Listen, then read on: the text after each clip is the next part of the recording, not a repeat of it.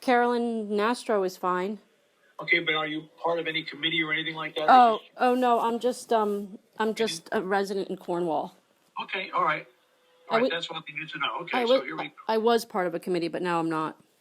Okay. Oh, hang on a second, we'll get going, okay? Okay, sure. Thank you for this. That's okay. It's great. Here we go. On Robin Hood Radio today, we have invited a guest, Caroline Nastro, who's from Cornwall. And it's funny because we were talking about internet activity for Sharon, Connecticut. A couple of weeks ago, Sharon has sent out a flyer asking people for their input and seeing if they'd be interested in it. What Caroline has contacted me about is she thinks that the CARES funding by the Northwest Hills Council of Governments is being misused, and also that she thinks there might be questionable use of more than over $300,000 of state broadband funding by the Council of Governments. Caroline, thanks for joining us. First of all, how did you come to these two conclusions right off the bat, thinking about the CARES funding and the Northwest Council of Governments? Well, I attended a Cornwall Connectivity Forum in July of 2019, and an entity came to speak there, Northwest Connect, which is a company that's being promoted and supported as well by the Northwest Hills Council of Governments. And so during that meeting, I listened to some of the statements that were made by Northwest Connect, and I found a bit of them puzzling, including the fact, for example, that that fiber today is like electricity in the 1930s, or that children can't connect to do their homework, for example, via the speeds that we have now. And part of my background is in film, where you transfer large amounts of files, and so I knew that some of this information was questionable. And I just started to ask some questions. I wrote a letter for the Cornwall Chronicle, or wrote an article for the Cornwall Chronicle, and then I was invited to be part of a committee in Cornwall that looked into this. And as I was looking into it, I noticed that there was a real push to promote Northwest Connect in our area. And this program was started, I believe, by Roberta Willis several years ago. And it really started out of a desire which many of us have seen in the area, a desire to improve broadband services in the area. So to encourage the cable providers to roll out their lines to the areas that they haven't rolled out to, or to see if we can get better pricing or better customer service, basically to work in that area. And what the Northwest Connect has morphed into is really promoting a municipal fiber network in our area. And that's being run by the CEO of the company named Kim Maxwell. And so there are several problems with this, and a lot of complicated issues surrounding it. One of the main ones being that the Northwest Connect, the townspeople, the taxpayers, would be required to take out a 40-year loan to pay for this. And we would then be own the municipal fiber lines, and we would also then need a private internet provider to come in and provide the services. So it's a very costly endeavor that's going to impact every single person in a town who agrees to do it. And so I started to ask questions about that. How is that going to work? And I found that there wasn't as much, basically that there was a real focus on Northwest Connect to the detriment of doing other projects immediately right now for CARES, for COVID relief. For example, there are kids who can't access school right now because they don't have good connection, or they don't have the right hardware that works with Zoom. So I just was wondering, and so I sort of noticed this at the same time. And when I was part of that committee, I was interested in working on both things. I thought we could be focused on Northwest Connect as well as doing these more immediate programs working on these more immediate programs that could help people in our area. And and I found that when I was in the committee that wasn't really being, basically, it wasn't being encouraged. Really, the main focus was to work on the fiber optic network. And so then I heard that Northwest Connect had received $148,000 of CARES funding. They didn't actually receive it themselves, but the COG received the Northwest Hills Council of Government received the funding, and the Northwest Hills Council of Governments essentially pays for all of the consultants, everything that Northwest Connect needs. So they allocated that funding to support Northwest Connect. And I just wondered how a municipal fiber network that basically every town needs to approve first. And there are a lot of questions as to whether it's even financially viable. And to me, that didn't seem like an appropriate use of COVID funding, mainly for one major reason, that it wouldn't be enacted for several years, a fiber network, if at all, when there's so many issues right now that people have with dealing with the COVID pandemic. So that was where my kind of interest developed. I sort of saw that things were happening in my town that I thought were unusual. Then I joined the committee and was surprised to see that there was so much focus on Northwest Connect, to the point that Northwest Connect was even involved in our committee and things like that, to the detriment of doing anything else. And then I started to look into the funding and why is this happening? Why are we putting so much funding into one initiative that may or may not ever succeed? And then after discovering the $148,000 of COVID funding, I discovered that every bit of broadband funding that's come to our area, to our region, through the Northwest Hills Council of Government has gone to support Northwest Connect. And that is at least now, including the CARES funding, $448,000. I believe that it's more, and I've been getting documentation to this effect. And I really think there needs to be a real critical look at whether this will be beneficial to the towns, and whether it makes sense financially for the towns to join in.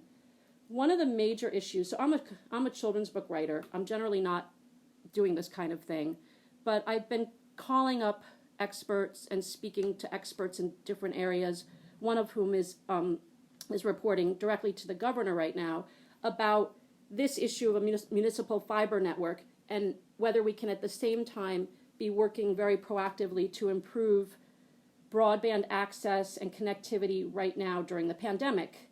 And so one of the issues that he brought up, as well as other researchers and people that I've spoken to, including Steve Simonin, who is the chair of the Litchfield Cable TV Advisory Council, is that our area of the country finds itself in an unusual position when it comes to municipal fiber networks, because we already have three major providers: Comcast, Optimum or Altice, and Spectrum. So any fiber network that would be put in, if it ever is put in place, that would be put in place by a municipality, would therefore be in direct competition with the cable providers. So unlike many areas in which these municipal fiber networks have succeeded, there are not very many success stories, but in the areas where it is successful, to my knowledge, none of those areas have a current internet or had a current internet provider when they started their system. So Northwest Connect has cited examples of successful municipal networks. One of them they've cited is Leverett, Massachusetts. And that, for example, did not have an internet provider in town of any consequence. So it's like comparing apples to oranges. And when you put, what the experts have told me is that if you did something like this, you'd basically be putting the towns at risk of going bankrupt, to be frank. I mean, there's a real risk of that happening, because if you have a network competing with a cable provider who currently provides broadband access, and you would be at real risk of subscribers not wanting to join the municipal network and choosing the cable provider. And the reason for that is that, unlike the cable provider, Northwest Connect's municipal fiber network that's being supported by the Northwest Hills Council of Government would not offer cable services, TV.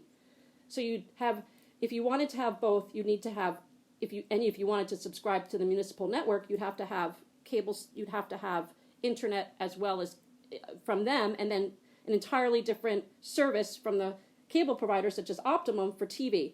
So we're basically in a very tricky financial situation with regards to these networks. And they're very risky for that reason, because we would be creating what's called a redundant network or an overbuild.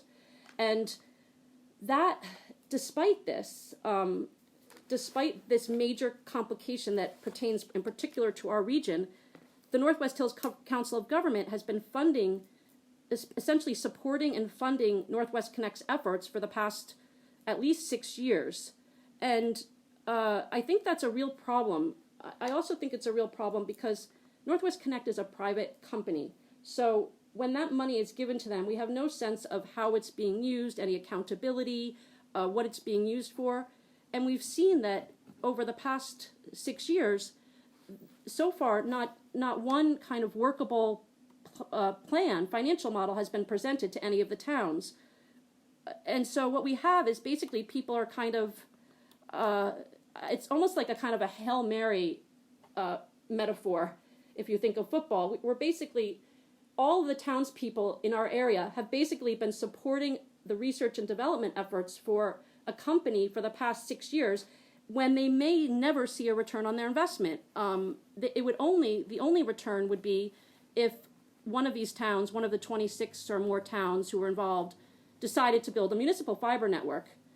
And then, even then, each town would need to do its own research for this as well, and would need to contact the providers and work directly with them.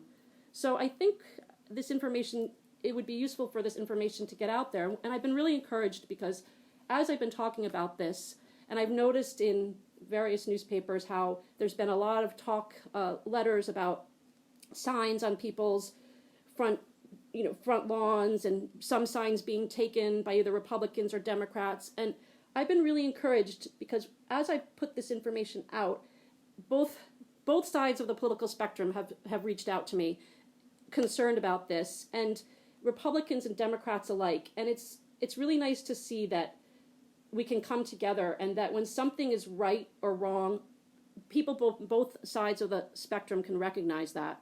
So that's how I've kind of come to it. And there's a lot more information I can give about various things, but it basically comes down to the fact that the townspeople will have to contribute.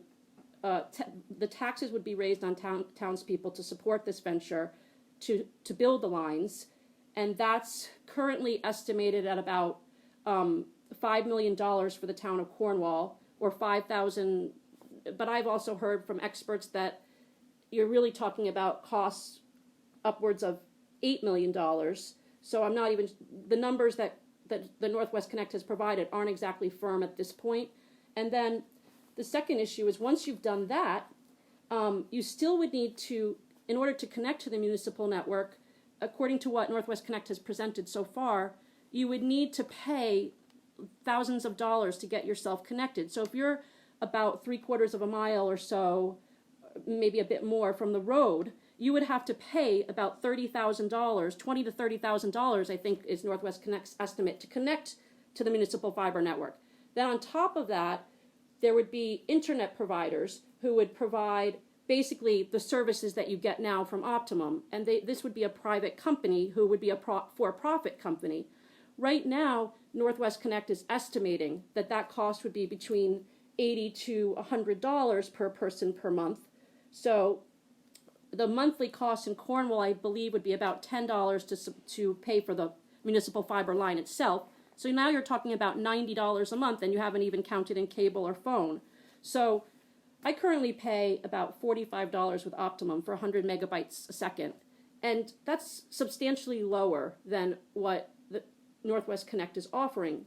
And yet we're still being asked to basically give our taxpayer dollars to this venture. And what my point is that if we're going to support broadband in the area, we should be supporting several different initiatives. We should, and especially now during COVID, we should be supporting initiatives that are very important now to be working on, to connect children, to connect people, to improve connectivity for businesses, and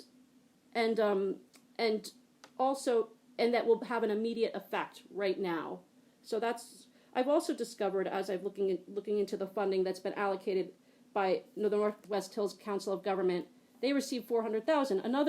Another $60,000 of the CARES funding was given to support. This is $60,000 was given to support a social media campaign by, I think it's the entity that runs the site Discover Litchfield Hills. That to me also seems, I haven't researched that as much as I've researched the Northwest Connect issue, but that also seems like something that we could look into and to see whether that is actually a wise use of funds.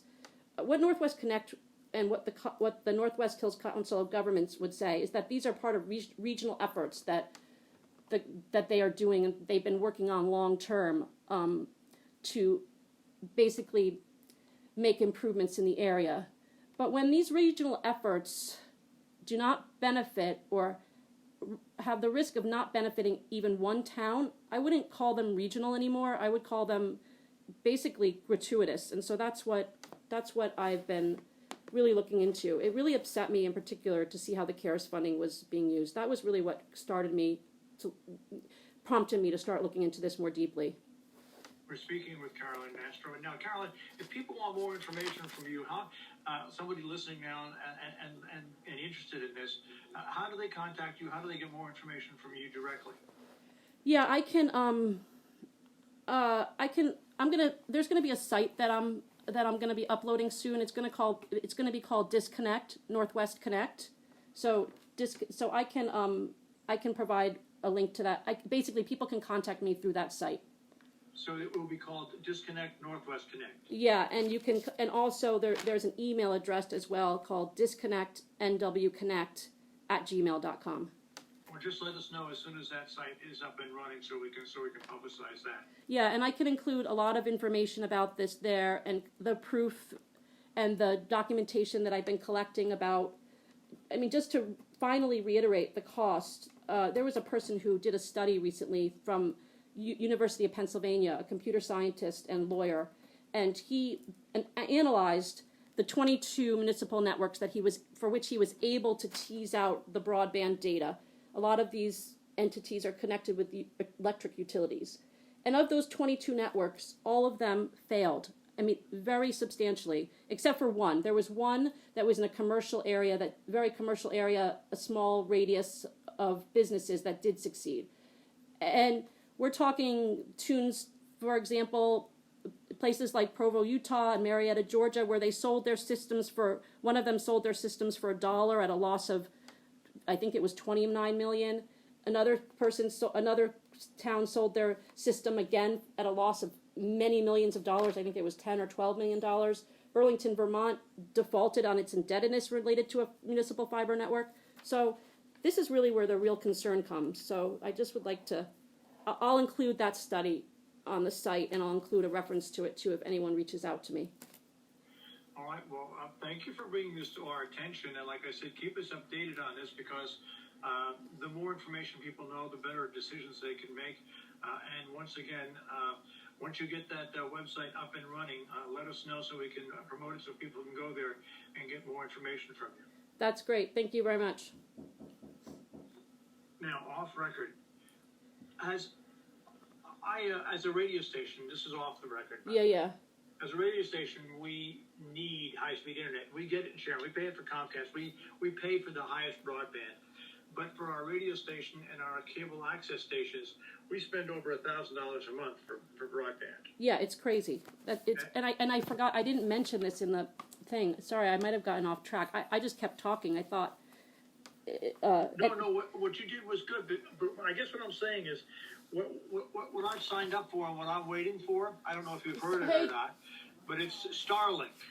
Yeah. Sorry, 1 second.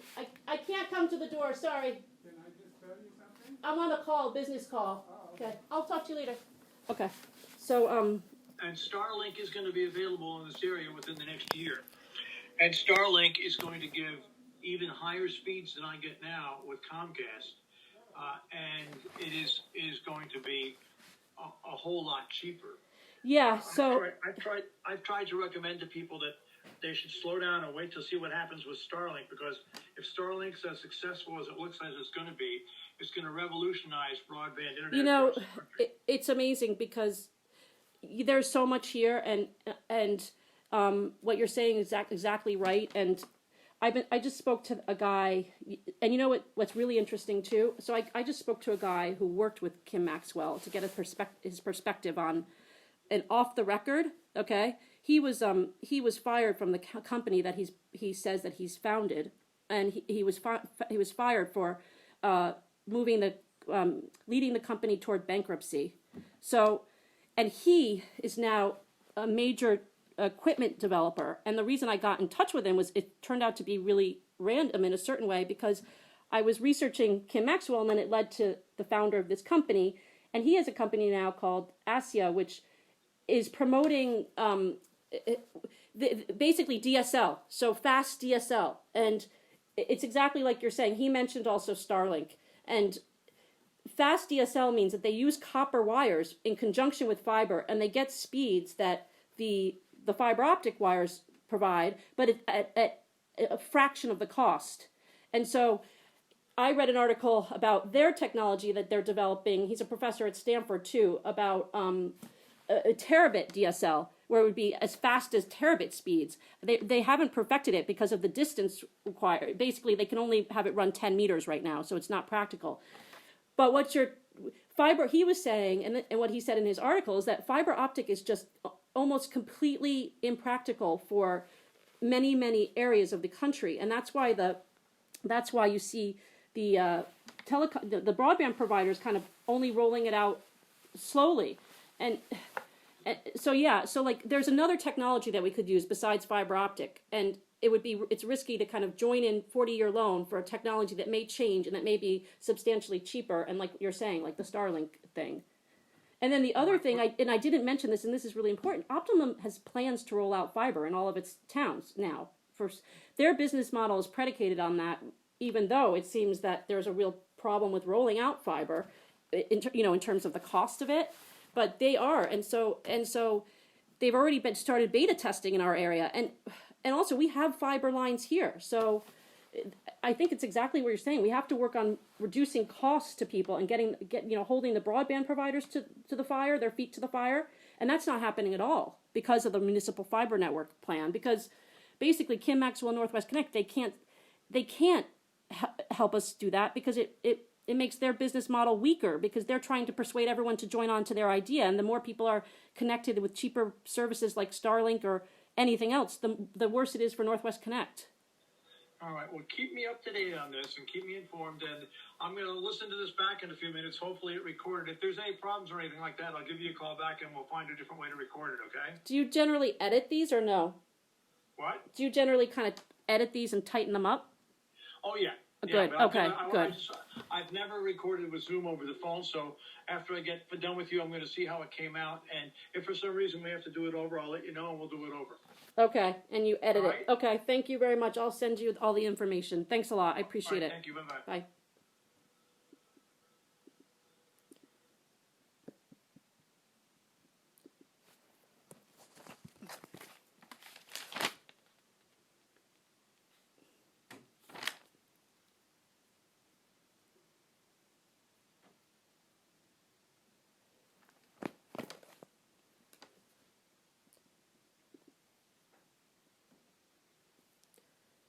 Um,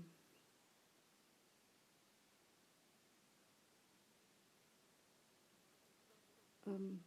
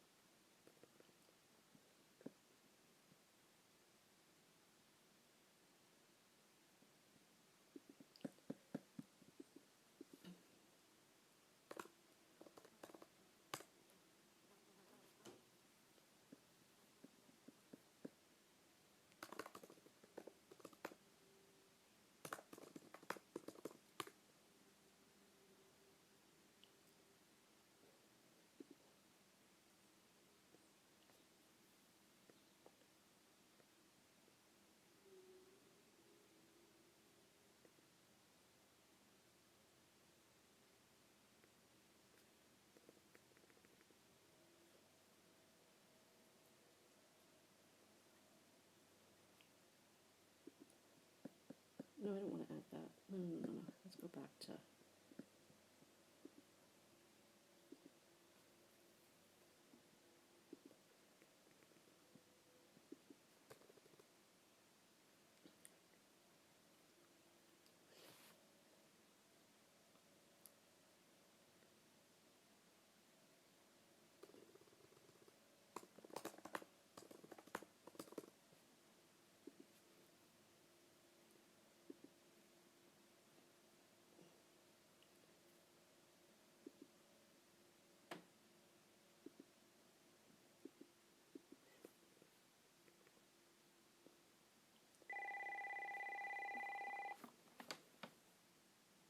Hello? Carolyn. Hi. Hi. Were you on the radio? Yeah, but I think it was recorded. It was like it's recorded for later, which is good. It's good, but I thought you were on it too. I know. I think he recorded me, but I think it was because I think he recorded me at 2, but I think it's going to be aired later. But how can you be? You finished now? Where are you? Now I just finished 2 minutes ago. Oh my God! Really? But I don't think it was live. You know what, Ann? Can I call you back from like literally 2 seconds? I'm just going to transfer to my other phone where you can hear me better. Yes. Okay. All right. Okay. Bye. Bye.